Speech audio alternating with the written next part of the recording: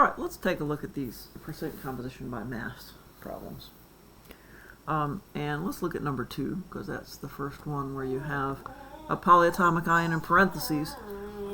So percentage composition, we want to find the total mass of the formula, and we want to find the mass of each element in the formula.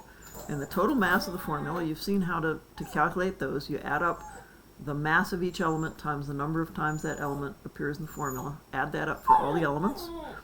And the mass of each element is simply going to be the molar mass of that element times the number of times that element appears in the formula. So first of all, let's figure out what we've got. Let's look at number 2. Let's figure out what we've got here. Well, we've got 1 phosphorus.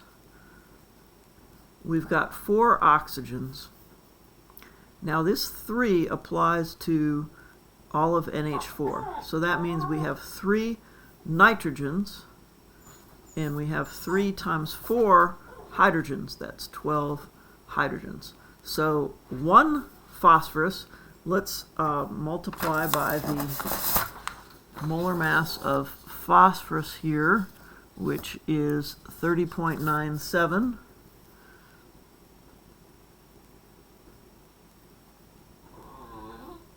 4 oxygens, and the mass of a mole of oxygen is just 16 grams. 3 nitrogens. Nitrogen is, we're just using 4 significant figures, 2 decimal places, 14.01 grams, and 12 hydrogens, and hydrogen has 3 decimal places because that gives us 4 significant figures, 1.008 grams. So we're going to multiply all those together. Give me a second to get my phone turned on and in calculator mode. So we have, well, this is just 1 times 30.97 grams. 4 times 16 is 64 grams. 14.01 times 3 is 42.03 grams, and 1.008 times 12 is 12.096 grams. I think I'm going off the page there. All right, so let's add these together. 12.096 plus 42.03 plus 64 plus 30.87, and if I've done that correctly, I get 148.996 grams, but this 6 is added to unknowns, so we don't really know what the value of this 6 is, so we're going to round and we're going to get 149.00 grams. That's just making the 6 go away. That's our total mass. Here's our mass of everything. So to find the percentage of each of these, we take the fraction. Okay, so the fraction of this is this number divided by the whole. And to get percent, that means out of 100, we just multiply by 100. So for phosphorus, well, let's do this in order. Percent N is going to equal 12.096 grams divided by 149.00 grams times 100. And give me a second, I'll tell you what that is. Wait, did I say N? I don't think I ever put the right number. For N, 42.03. Sorry, 42.03 grams for nitrogen.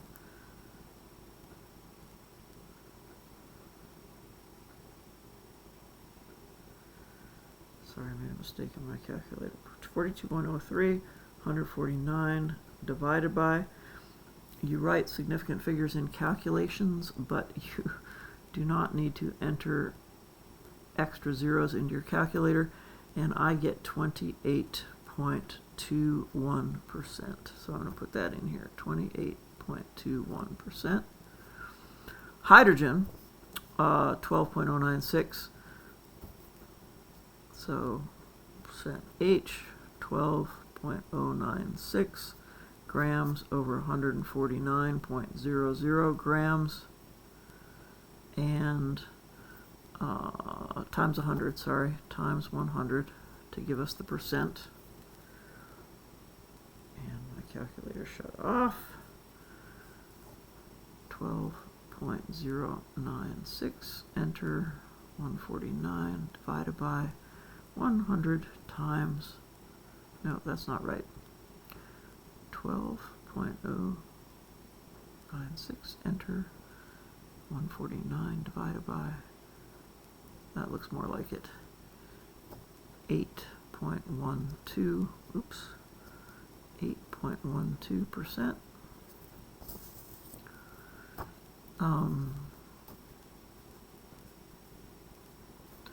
Phosphorus is going to be 30.97 over 149.00. Those are both grams times 100. It's always going to be a 1 unit over the same unit, so the units will cancel out. The percent ends up being a unitless number. So this is going to be close to 20%. 30.97, 149.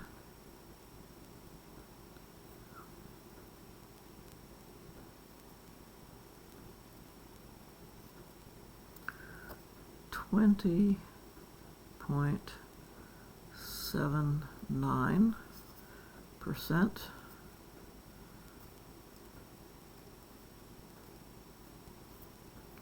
And oxygen, we have 64 grams of oxygen over 149 grams total times 100.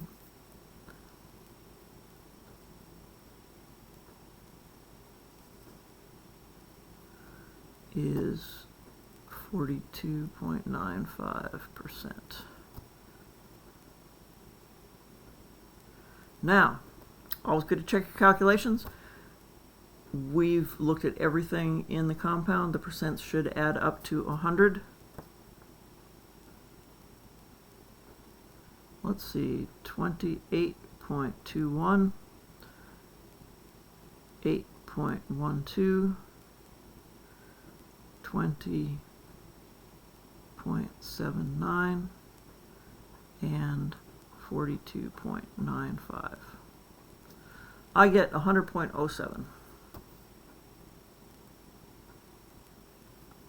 A little surprised that the last digit is that big, but that shows you how you can accumulate some error in that uncertain digit. We added together 4 uncertain digits. All of them could have been off by 1 or 2 or even 3 in that place, and we ended up with 100.07. So that 7 doesn't mean it's wrong. The 100.0 is reassuring. These first 4 digits are all the ones we should know exactly.